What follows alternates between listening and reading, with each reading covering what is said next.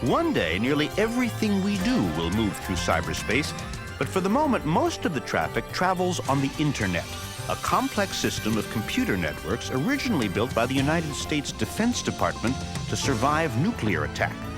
You wouldn't call what folks do on the internet today top secret, not at all. There's the Breakfast Cereal Hall of Fame, for example, or the Guide to the Public Restrooms of North America. You can always visit Steve's Ant Farm. If you have a strange obsession, whatever it might be, there's a place for you on the internet. We have someone's page that it's called Talk to My Cat, where you can go to the page and the form comes up, and if you type a phrase there, on the other end where the server resides, he's got some text-to-voice synthesis, so whatever you type is going to be said to the cat. You have this really powerful medium where all these people can publish. The problem is it's just kind of this free-for-all. Massive amounts of content. Anything goes. A lot of web surfing. Politics, law, education, business, Stranger Things, Paul's hot tub, flowers, food, the list goes on.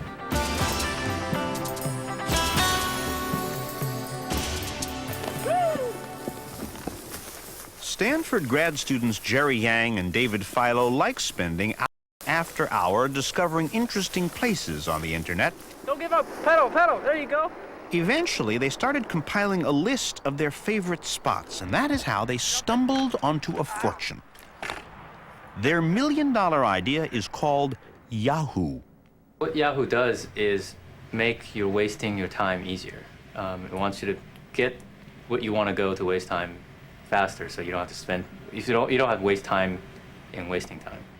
You got that? You see, with so many things to do, thousands and thousands of choices, the problem is, how do you find anything in here?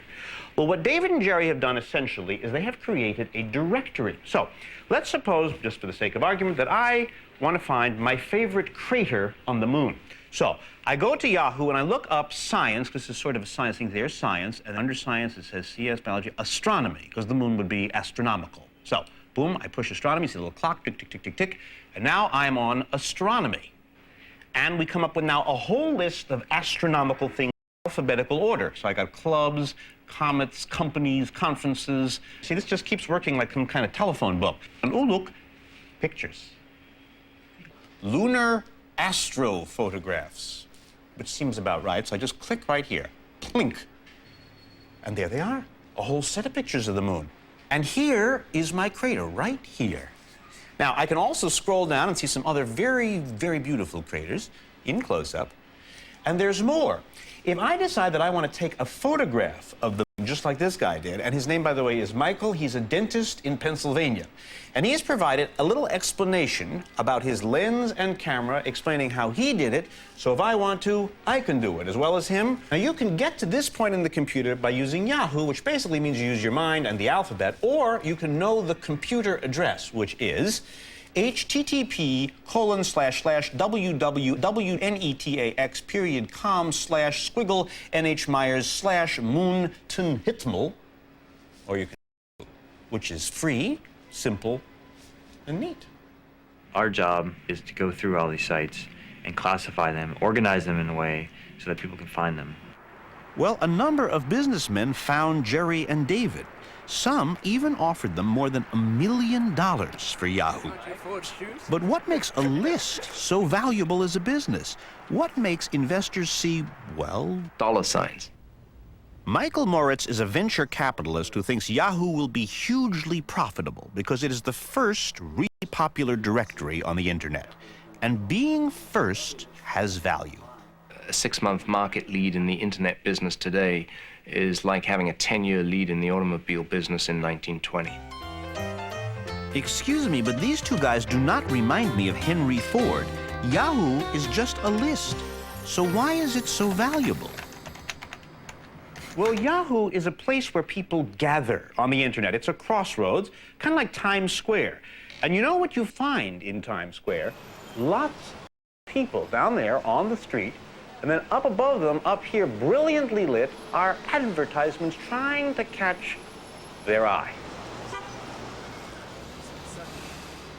But Yahoo arguably is better than Times Square. After all, how many of the people down there on Broadway are going to look up at Claudia Schiffer? You see Claudia right down there just below me in the hay? Now, how many people are going to look at Claudia and think, oh, I should buy some underpants? Some people will, but most people, I don't think so. Or check out the Calvin Klein ad all the way over there. Now, how many people in Times Square are going to see that ad and think, oh, I need some clothes? Calvin is talking to a lot of people who are very unlikely to buy his products. But the same thing would be the case with Fujifilm.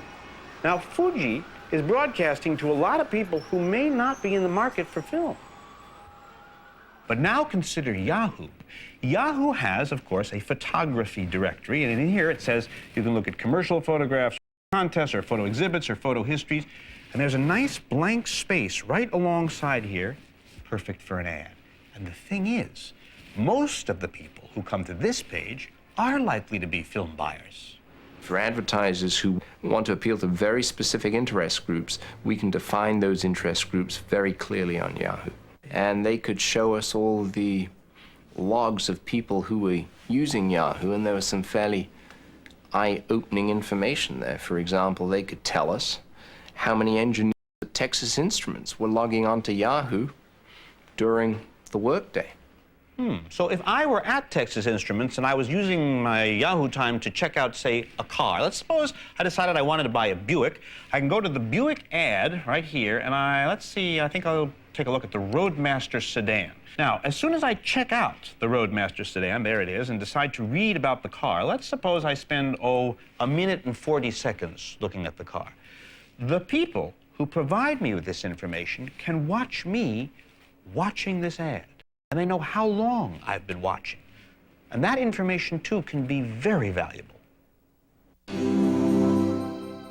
As the user interacts with us, we not only can see what they're looking at, but how they're moving through your sales cycle. If they're reading your company overview information before they get to your product information, what products is the company overview driving them to look at? We can watch this happen in real time if you want. We can watch these consumers move through your information.